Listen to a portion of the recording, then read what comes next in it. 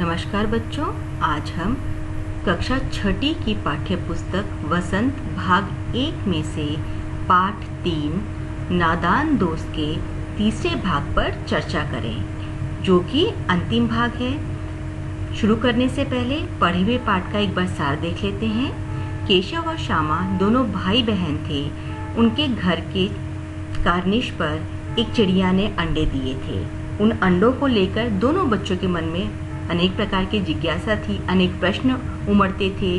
अंडे कितने हैं, किस रंग के हैं, उसमें से बच्चे कैसे निकलेंगे, लेकिन उनका जवाब देने वाला कोई भी नहीं था, क्योंकि अम्मा जी को फुर्सत नहीं थी घर के काम से और पिताजी अपने पढ़ाई लिखाई में व्यस्त रहते थे। दोनों बच्चे इन प्रश्नों को लेकर आपस में सवाल जवाब कर लिया करते थे और उसी से तसल्ली दे लिया करते थे। दोनों बच्चे के धीरे धीरे मन में ये विचार आने लगा कि चिड़िया इन बच्चों को, इन अंडों को कैसे पालेगी, इतना दाना कहाँ से लाएगी, कैसे पानी की व्यवस्था करेगी। तो दोनों भाई बहनों ने मिलकर उनकी सुरक्षा के लिए, उसे छाया करने के लिए, साथ ही साथ दाना और पानी की व्यवस्था करने की सोची। तो जब अम्मा जी दोपहर के समय सो जाती हैं तो नज़र बचाकर दोनों बाहर आते हैं। पहले जो केशव था नीचे चौकी रखता है, ऊपर स्टूल रखता है, उसके बाद में उस पर चढ़ जाता है। श्यामा जो थी वो स्टूल को पकड़ के रखती ताकि भैया गिर ना जाए, और एक कपड़े की तह बनाकर उसको रख देते हैं वहाँ पर, और उसके ऊपर अंडे को सुरक्षित रख देते हैं। टोकरी से छाया कर देते हैं, वहीं पास में दाना और पानी रख देते हैं और नीचे उतर जाते हैं। थोड़ी देर इंतज़ार करते हैं, लेकिन चिड़ी और चिड़िया जो था वो वहाँ पे चक्कर लगाते रहते हैं, कार्निश पर नहीं बैठते। तो केशव को लगता है कि शायद हमारी वजह से डर के मारे वो लोग नहीं आ रहे। तभी अम्मा जी बाहर निकल जाती हैं, उन्हें डांटते हुए कमरे के अंदर ले जाती है और सुला देती है। दोनों बच्चों की आंख लग जाती है। चलिए बच्चों, अब इससे आगे प्रारंभ करते हैं। 4 बजे यकायक श्यामा की नींद खुली। किवाड़ खुले हुए थे। वह दौड़ी हुई कार्निश के पास आई और ऊपर की तरफ ताकने लगी। टोकरी का पता न था।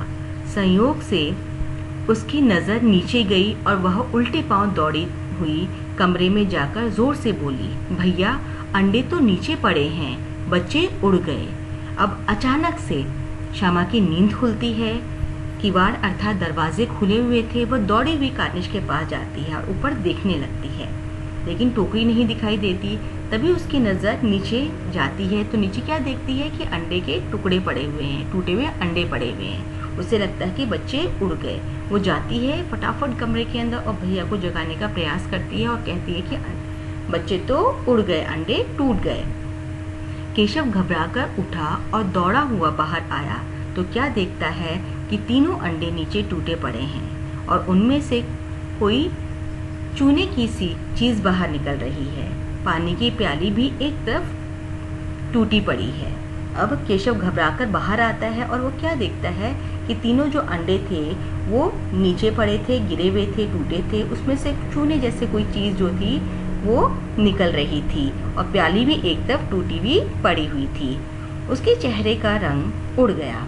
सहमी हुई आंखों से जमीन की तरफ देखने लगा। श्यामा ने पूछा, बच्चे कहाँ उड़ गए भैया? केशव ने करुण स्वर में कहा, अंडे तो टूट गए। श्यामा, और बच्चे कहाँ गए? केशव, तेरे सर में देखती नहीं है, अंडों में से उजला उजला पानी निकल आया है, वही तो 2-4 दिन में बच्चे बन जाते। अब जैसे ही केशव देखता है कि अंडे टूटे पड़े हुए हैं, उसमें से कोई चीज़ निकली हुई है, वो सहम जाता है, डर जाता है।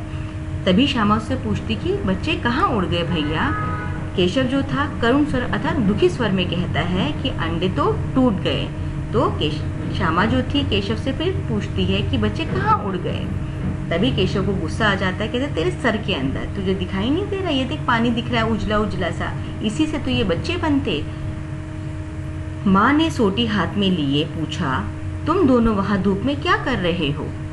श्यामा ने कहा, अम्मा जी चिड़िया के अंडे टूटे पड़े हैं। माँ ने आकर टूटे हुए अंडों को देखा और गुस्से में बोली, तुम लोगों ने अंडों को छुआ होगा।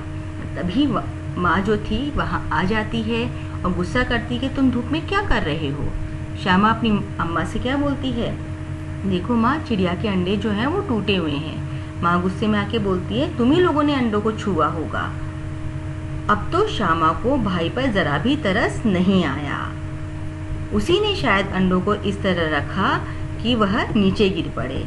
अब जो श्यामा थी उसको अपने भाई पे बिल्कुल तरस नहीं आई, बिल्कुल दया नहीं आई, क्योंकि उसको लगता था कि भैया ने अंडे जो है इस तरीके से रखे कि वो नीचे गिर गए, इसकी उसे सज़ा मिलनी चाहिए। बोली, उन्होंने अंडों को छेड़ा था अम्मा जी। अब उसको लगता है क्योंकि भैया ने गलत किया है इसलिए उसको सज़ा मिलनी चाहिए। वो अपनी अम्मा से क्या बोलती है कि अम्मा जी, इसी ने, केशव ने ही उसको छेड़ा था। माँ ने केशव से पूछा, क्यों रे?